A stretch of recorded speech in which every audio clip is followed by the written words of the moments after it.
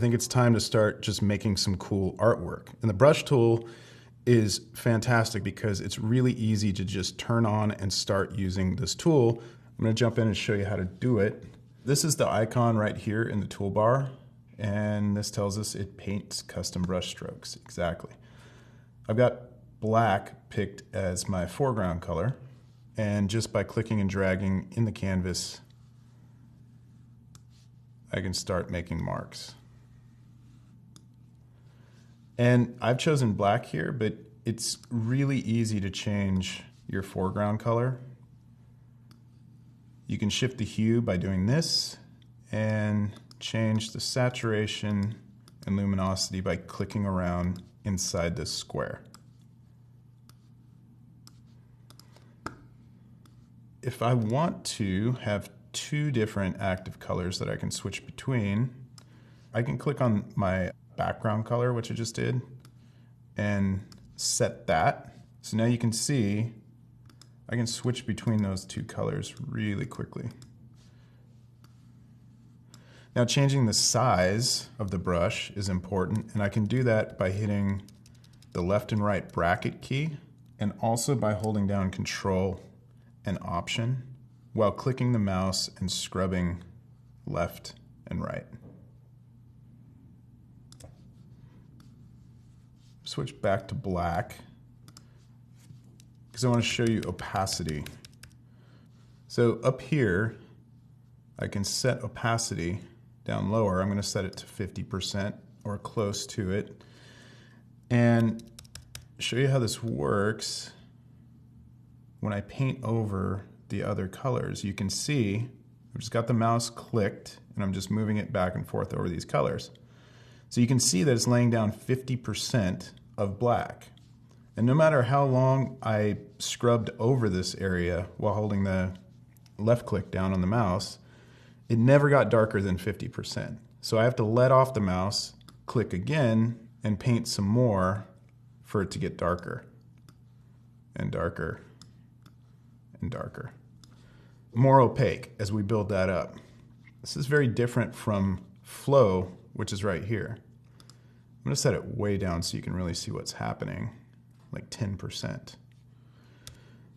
These are very similar yet different in one fundamental way. With flow, if I keep scrubbing over, it will continue to build up the opacity and become darker with the mouse just clicked down once. So I don't have to let off and click again.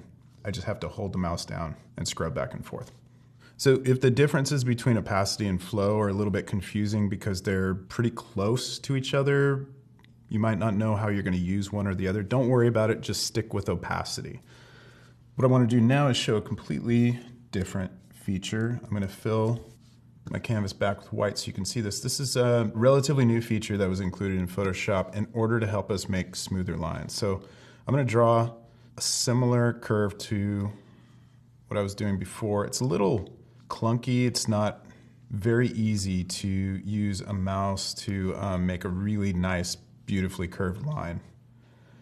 But if I turn smoothing up, this is going to help create some lag with the brush, which allows me to draw a smoother line because it's not tracking every single movement of the mouse. It's just averaging it over the length of the line. Now I'm able to draw a really beautiful, smooth line with a lot of control.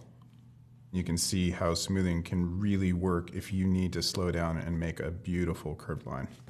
So after you understand the fundamentals of brushes, you can go a whole lot deeper. There are different kinds of brushes, and Adobe has a really powerful brush engine, and there are a lot of people out there making brushes for you to use, and you can access those if you're a Creative Cloud subscriber.